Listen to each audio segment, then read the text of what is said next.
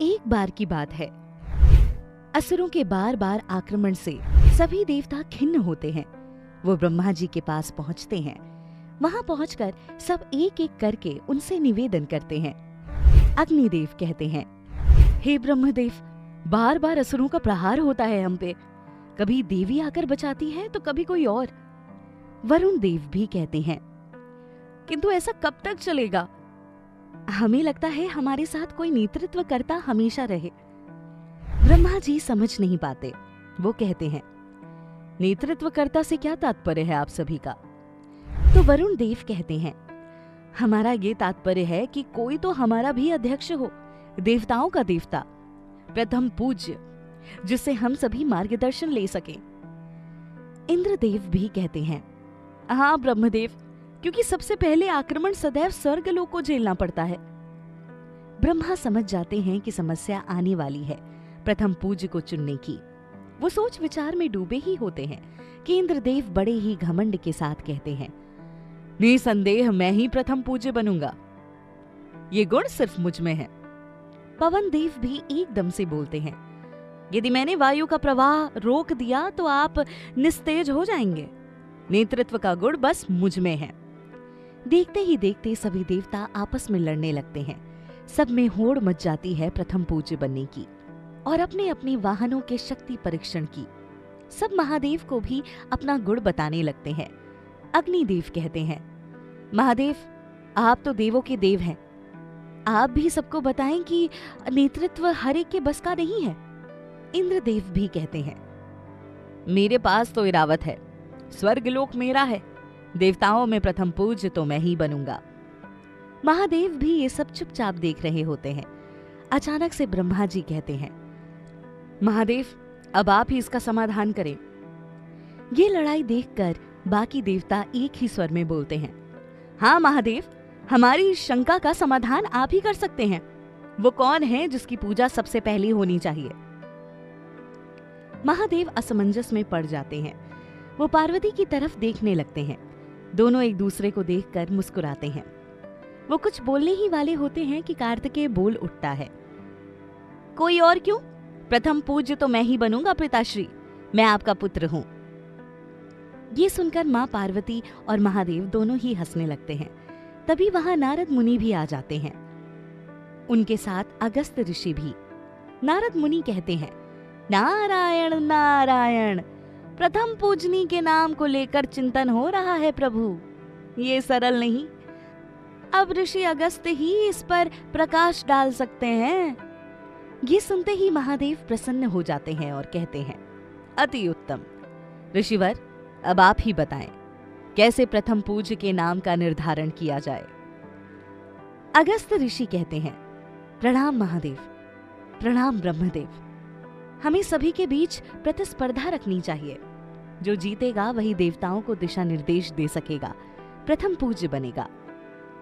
महादेव भी उनकी बात का समर्थन करते हुए कहते हैं, जो भी देवता सबसे पहले संपूर्ण ब्रह्मांड का चक्कर काटकर वापस लौटेगा वो विजेता कहलाएगा।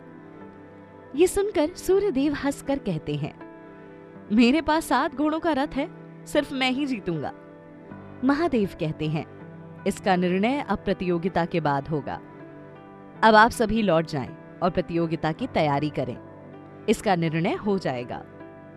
सभी देव अपने अपने स्थान पर लौटकर प्रतिस्पर्धा की तैयारी करने लगते हैं। उधर शिव पार्वती भी पुनः कैलाश पर लौट जाते हैं।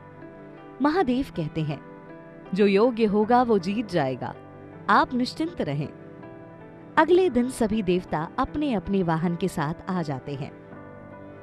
देवराज इंद्र इरावत हाथी के साथ, तो सूर्यदेव 7 घोड़ों के रथ पर, वहीं कार्तिकेय मोर के साथ, तो भैरव कुत्ते के ऊपर। यमराज भी अपने भैंसे पर विराजित होकर आते हैं। तभी गणेश अपनी मूषक पर बैठे हुए धीरे धीरे आते हैं। यमराज उन पर हंस देते हैं, इस मूषक के ऊपर बैठकर इतनी बड़ी प्रतियोगिता जीतने का स्वप्न देख रहे हो गणेश, बड़े मासूम हो। कार्तिकेय ये देखकर एक बार तो चिंतित हो जाता है, किंतु वो भी पुनः अपने ध्यान को बस जीत पर लगा देता है। गणेश एकदम मायूस हो जाते हैं। वो बार बार मूषक पर बैठने का प्रयत्न करते हैं, किंतु नीचे गिर जाते हैं। महादेव कहते हैं, अब प्रतियोगिता की शुरुआत की जा रही है। आप सभी को ब्रह्मांड का संपूर्ण चक्कर लगाकर पुनः यहीं लौटना है। जो सबसे पहले लौटेगा वही विजेता घोषित होगा। और हाँ, बैर भाव ना रखें एक दूसरे से, स्वस्थ तरीके से इसको जीतें। महादेव के आदेश के साथ ही सभी देवतागण ब्रह्मांड का चक्कर निकालने के लिए निकल जाते हैं, किंतु गणेश अब तक मूषक पर बैठने का संघर्ष ही कर रहे होते हैं। गणेश घबरा कर कहते हैं, क्या करूं मैं, ऐसे तो मैं सबसे पीछे रह जाऊंगा। माता पार्वती ये देखकर अत्यंत दुखी हो जाती हैं। महादेव भी मन ही मन पार्वती की गुहार सुन लेते हैं, किंतु मुस्कुराते रहते हैं। उधर गणेश लगातार प्रयत्न कर रहे होते हैं। अचानक उनके मस्तिष्क में एक पुरानी स्मृति कौंधती है, जब माता पार्वती ने उनको कहा था कि माता पिता से बढ़कर कोई नहीं होता। ये सोचते ही गणेश के नेत्रों में चमक आ जाती है। वो तुरंत मूषक पर बैठकर शिव और पार्वती का चक्कर लगाने लगते हैं। गणेश अपने वाहन से कहते हैं, मेरे प्रिय मूषक राज, बस माता पिता के चारों तरफ चक्कर लगाते रहो। नारद मुनि और ऋषि अगस्त्य ये दृश्य देखकर मुस्कुराने लगते हैं और गणेश की चतुराई से बहुत प्रभावित होते हैं। उधर बाकी देवतागण लगातार ब्रह्मांड का चक्कर लगा रहे होते हैं। इंद्रदेव प्रसन्न होकर कहते हैं, मैं ही विजेता बनूंगा, मेरे पास स्वर्गलोक भी है। प्रथम पूज्य बनने के बाद संपूर्ण धरा पर भी बस मुझे ही सबसे पहले पूजा जाएगा। कार्तिकेय उनको देखकर मन ही मन सोचते हैं, हे इंद्र, बस स्वप्न देखते रह जाओगे तुम, जीतूंगा तो मैं ही। उधर गणेश अपने मूषक पर धीरे धीरे माता पिता के चारों तरफ 7 चक्कर काटकर अपने स्थान पर खड़ा हो जाता है। बाकी देवतागण भी एक एक करके वहां पहुंचने लगते हैं। वो गणेश को पहले से ही वहां खड़ा देखकर आश्चर्यचकित रह जाते हैं। अग्निदेव सोचते हैं, अरे इसको तो मैंने दौड़ते हुए भी नहीं देखा। धीरे धीरे सभी देवताओं का वहां पे आगमन होता है। महादेव घोषणा करते हैं, ऋषि अगस्त के कहे अनुसार हमने सभी देवताओं के बीच प्रतियोगिता रखी थी। इस प्रतियोगिता के विजेता गजानन को घोषित किया जाता है। कार्तिकेय गुस्से में बोलते हैं, ऐसे कैसे पिताश्री, उसने तो भाग भी नहीं लिया प्रतियोगिता में, वो यहाँ सबसे पहले पहुंचा कैसे? तो महादेव सबको शांत करते हुए कहते हैं, पूरे ब्रह्मांड में माता पिता का स्थान सर्वोच्च होता है। असल में माता पिता ही संतान के लिए ब्रह्मांड होते हैं।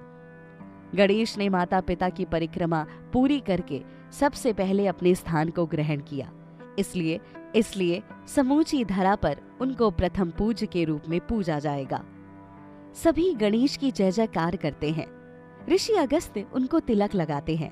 इस प्रकार से गणेश जी सनातन में प्रथम पूज्य बने। गणेश सनातन में प्रथम पूजनीय देव माने जाते हैं। वो महादेव और पार्वती के पुत्र हैं। उनके अनेकों रूप प्रसिद्ध हैं। उन्होंने ही महर्षि वेदव्यास के आदेश पर महाभारत को लिखा। उन्हें मुख्यतः एक दंत के रूप में ही पूजा जाता है। उनके एक दंत होने के पीछे पुराणों में अनेक कथाएं प्रचलित हैं, जिनमें से कुछ इस प्रकार हैं। भविष्य पुराण की कथा के अनुसार गणेश जी ने एक बार बालपन में अपनी शैतानियों से बड़े भाई कार्तिकेय को तंग कर दिया। कार्तिकेय उस समय कोई पुस्तक लिख रहे होते हैं। तभी नटखट गणेश बार बार उनको तंग करने लगते हैं। गणेश, शैतानी मत करो, अन्यथा। गणेश भी लड़ाई करते हुए कहते हैं, अन्यथा क्या भ्राता, आप माता को बुलाएंगे। कार्तिकेय क्रोधित हो जाते हैं। वो कहते हैं, अपने छोटे होने का अतिरिक्त लाभ ना उठाओ गणेश, मैं बहुत ही गंभीर विषय पे कुछ लिख रहा हूँ। यह अध्ययन का समय है, मुझे तंग ना करो, जाओ यहाँ से। लेकिन गणेश फिर भी बार बार कार्तिकेय को लेखन करते समय छेड़ते रहते हैं, जिससे कार्तिकेय अत्यंत क्रोधित होकर कहते हैं, बस गणेश, अपने छोटे होने का सदैव ही लाभ उठाते हो तुम। आज तुम्हें इस बात का दंड अवश्य मिलेगा। आज छोड़ूंगा नहीं मैं तुमको। और कार्तिकेय ने क्रोध में आकर गणेश जी का एक दांत तोड़ दिया। गणेश रोने लगते हैं। वो दौड़े दौड़े महादेव के पास पहुंचे। महादेव ने उनको रोते हुए देखकर पूछा, अरे क्या हुआ गणेश, रो क्यों रहे हो, और तुम्हारा एक दांत कहाँ गया? गणेश ने रोते हुए कहा, मेरे दांत को भ्राता कार्तिकेय ने तोड़ दिया। अब मैं कुरूप लग रहा हूँ ना पिताजी। महादेव कहते हैं, नहीं पुत्र, तुम तो अत्यंत सुंदर लग रहे हो, इस रूप में भी। तभी कार्तिकेय भी वहां आ जाते हैं और कहते हैं, ये मुझे बहुत तंग कर रहा था पिताजी, मेरा कोई उद्देश्य नहीं था उसका दांत तोड़ने का। महादेव उसको समझाते हुए कहते हैं, गणेश, सर्वप्रथम ये वचन दो अपने भाई को कि उनको अब कभी तंग नहीं करोगे। कार्तिकेय, तुम भी अपने अनुज का सदैव ध्यान रखोगे, यूं क्रोधित होकर वार नहीं करोगे। कार्तिकेय उनका आदेश मानते हुए कहते हैं, जैसा आपका आदेश पिताजी। और हाँ गणेश, ये लो अपना दांत, लेकिन इसको अब तुम्हें हमेशा अपने हाथ में पकड़े रहना होगा, अन्यथा तुम भस्म हो जाओगे। इस तरह से गणेश जी का एक दांत टूटा और वो एक दंत कहलाने लगे। इसके पीछे दूसरी कथा ये भी प्रचलित है कि एक बार परशुराम जी कैलाश पधारे और उस समय भगवान शिव ध्यान में थे। गणेश जी ने परशुराम जी को शिव जी से मिलने से रोकते हुए कहा, अरे अरे, आप कौन है और सीधा कैसे प्रवेश किए जा रहे हैं हमारे स्थल पर? परशुराम ने गणेश को ऊपर से नीचे तक देखा और उसका उपहास उड़ाना शुरू कर दिया और कहा, फिद्दी से हो बालक, अब तुम मुझे रोकोगे? ये कैलाश है ना, मैं शिव से मिलने आया हूँ, मैं परशुराम हूँ। गणेश क्रोधित होकर कहते हैं, आप कोई भी हो, पिताजी अभी ध्यान कर रहे हैं, आप इस समय अंदर प्रवेश नहीं कर सकते। ये सुनकर परशुराम क्रोध की समस्त सीमाएं लांघ गए। उन्होंने गणेश के ऊपर वार करते हुए कहा, बालक समझकर मैंने तुम्हें कुछ नहीं कहा, अब झेलो मेरा वार। परशुराम जी ने अपने फरसे को गणेश पर घुमा कर मारा, जिससे गणेश जी का एक दांत टूट गया। इस तरह टूटा गणेश जी का एक दांत और कहलाने लगे वो एक दंत। जो सबसे प्रमुख कथा मानी जाती है वो महाभारत कालीन है। ये सर्वविदित है कि महाभारत के मंत्रों की रचना गणेश जी ने की थी। जब महर्षि वेद व्यास जी महाभारत लिखने के लिए गणेश जी से अनुरोध करने के लिए आए तो गणेश जी इसके लिए मान भी गए, लेकिन उन्होंने एक शर्त रखते हुए कहा, महर्षि, महाभारत लिखते समय मेरी लेखनी रुकनी नहीं चाहिए। अगर मेरी लेखनी रुकी तो मैं आगे लिखना बंद कर दूंगा, क्योंकि मैं धारा प्रवाह में ही इसको लिख पाऊंगा। मंत्रों को सोचने समझने की क्षमता प्रवाह रुक जाने से बाधित होती है। वेद व्यास कहते हैं, ठीक है गणेश जी, जैसा आप कहो, किंतु मुझसे पूछे बिना एक भी शब्द नहीं लिखना। लिखते लिखते गणेश जी की गति बाधित होने लगी तो उन्होंने अपने ही एक दांत को तोड़कर उसको लेखनी बना लिया। लेकिन वेद व्यास जी की चतुराई के कारण गणेश जी को पूरी महाभारत लिखनी पड़ी। इस तरह टूटा गणेश जी का एक दांत और कहलाने लगे वो एक दंत। इस कहानी का वर्णन महाभारत में भी मिल जाता है। गणेश के एक दंत बनने के पीछे एक और कथा प्रचलित है। एक बार की बात है, गजमुखासुर नामक राक्षस ने अत्यंत उत्पात मचाया हुआ होता है, जिससे सभी देवता भी तंग आ जाते हैं। वो सभी मिलकर गणेश के पास आते हैं और कहते हैं, प्रिय गजानन, आज हम सभी अपनी एक व्यथा लेकर आए हैं। गणेश जी भी व्याकुल होकर सबको पूछते हैं, आज सभी देवगण एक साथ यहाँ, कोई अनहोनी तो नहीं हो गई? देवता उत्तर देते हैं, हम सभी गजमुखासुर नामक असुर के अत्याचार से अत्यंत विचलित हो गए हैं। अब संपूर्ण आस बस आपसे है। हमारा निवेदन है कि आप उससे हमें मुक्ति दिलाएं। उसके पश्चात गणेश गजमुखासुर के मध्य भयंकर युद्ध आरंभ हो जाता है। गणेश उसके ऊपर अनेकों अस्त्र फेंकते हैं, किंतु गजमुखासुर का कुछ नहीं बिगड़ता। गणेश जी ने उसको मारने के लिए अपने एक दांत को तोड़ा और क्रोधित होकर उसी दांत से गजमुखासुर पर प्रहार किया। गणेश क्रोधित होकर कहते हैं, दुष्ट, तुम्हारे कारण मेरा एक दांत टूट गया। कोई अस्त्र से तुम नहीं मरोगे ना, तो संभालो मेरे वार को। तुम्हें मारने के लिए मुझे किसी अस्त्र की आवश्यकता नहीं है। अब इसी एक दांत से मैं तुम्हारा संहार करूंगा। गजमुखासुर ने तुरंत चूहे का रूप धर लिया और भागने लगा, किंतु गणेश जी ने पाश फेंककर उसको पकड़ लिया। गजमुखासुर अत्यंत विलाप करने लगा और बोला, मुझे क्षमा कर दे, मुझसे भूल हो गई। मैं सदैव आपकी सेवा करूंगा। मुझे मेरे मूल रूप में लौटा दे गणेश जी। गणेश ने द्रवित होकर कहा, ठीक है, इस रूप में आज से तुम मेरे वाहन के रूप में जाने जाओगे। मैं जहां भी रहूंगा वहीं मूषक भी मेरे साथ पूजित होगा। इस तरह से गजमुखासुर गणेश का वाहन मूषक बन गया। और उसकी वजह से गणेश एक दंती भी बने। इस प्रकार गणेश के एक दंत बनने की अनेकों कथाएं अलग अलग स्थानों पर अंकित हैं। उनके एक दांत टूट जाने के पश्चात ही वो एक दंत के नाम से भी प्रसिद्ध हुए। गणेश का वाहन मूषक क्यों? गणेश प्रथम पूज्य माने जाते हैं। उनकी पूजा और आह्वान के बिना कोई भी शुभ कार्य शुरू नहीं होता। गणेश स्वयं गजमस्तक हैं, किंतु उनका वाहन मूषक है, जो सोचने में ही एक विचित्र जोड़ी लगता है। गणेश का वाहन मूषक बनाने के पीछे भी अनेकों कथाएं पुराणों में वर्णित हैं, जिनमें से कुछ इस प्रकार हैं। देवराज इंद्र के दरबार में अनेकों गंधर्व और अप्सराएं थीं। उन्हीं गंधर्वों में क्रोंच नामक एक गंधर्व मुख्य था। क्रोंच अत्यधिक नटखट और तेज था। एक दिन वो अप्सराओं के साथ नृत्य कर रहा था, तो एक अप्सरा गुस्से में बोलती है, क्रोंच थोड़ा धीरे नृत्य करो, कितनी तेजी से इधर उधर दौड़ रहे हो। क्रोंच हंसकर कहता है, अरे सुंदरी, यदि जीवन में हंसी ठिठोली नहीं की तो कैसा आनंद। ये कहकर वो फिर से इधर उधर दौड़ने लगा और भाग दौड़ में उसका पांव वामन देव मुनि के ऊपर पड़ गया। मुनि ने एकदम क्रोधित होते हुए कहा, उदंड, दिखाई नहीं दे रहा है, मेरा पांव दबा दिया तुमने। क्रोंच ने भी एकदम से प्रत्युत्तर दे दिया, क्षमा करें मुनिवर, किंतु आप भी तो बीच में आ गए, अब इसमें मेरी क्या गलती? आप थोड़ा दूर नहीं बैठ सकते थे क्या? ये सुनकर मुनि अत्यंत क्रोध में आ गए और अत्यधिक पीड़ा और क्रोध में उन्होंने क्रोंच को श्राप देते हुए कहा, क्रोंच, तुम अत्यधिक चंचल हो, एकदम चूहे जैसे। मैं तुम्हें श्राप देता हूँ कि तुम चूहा ही बन जाओगे। क्रोंच एकदम से घबरा गया। उसने सोचा भी नहीं था कि उसको श्राप मिल जाएगा। वो गिड़गिड़ाते हुए बोला, नहीं मुनिवर, मुझसे भूल हो गई, मुझे क्षमादान दे, मैं ऐसी भूल कभी नहीं दोहराऊंगा। उसका रोना देखकर मुनिवर बोले, एक बार दिया हुआ श्राप वापस नहीं लिया जा सकता, ये तुम्हारा प्रारब्ध है, इसको तो तुम्हें ही भुगतना होगा। और इसके बाद क्रोंच मूषक बनकर सीधा पराशर ऋषि के आश्रम में गिर गए। आश्रम को देखकर वो चौंक गया और मन ही मन सोचने लगा, ये कहाँ आ गया मैं। लेकिन मूषक के स्वभाव के अनुसार वहाँ पहुँचते ही क्रोंच ने खूब उधम मचा दिया। आश्रम के सब धान को खाने के अलावा वो पेड़ पौधे टहनियाँ भी खाने लगा, जिससे पराशर ऋषि का मन अत्यधिक व्याकुल हो गया। वो बोले, ये कैसी आफत है, कितना उदंडी चूहा है ये, इस तरह से तो सभी वृक्षों लताओं तक को खा जाएगा ये, करूं तो क्या करूं।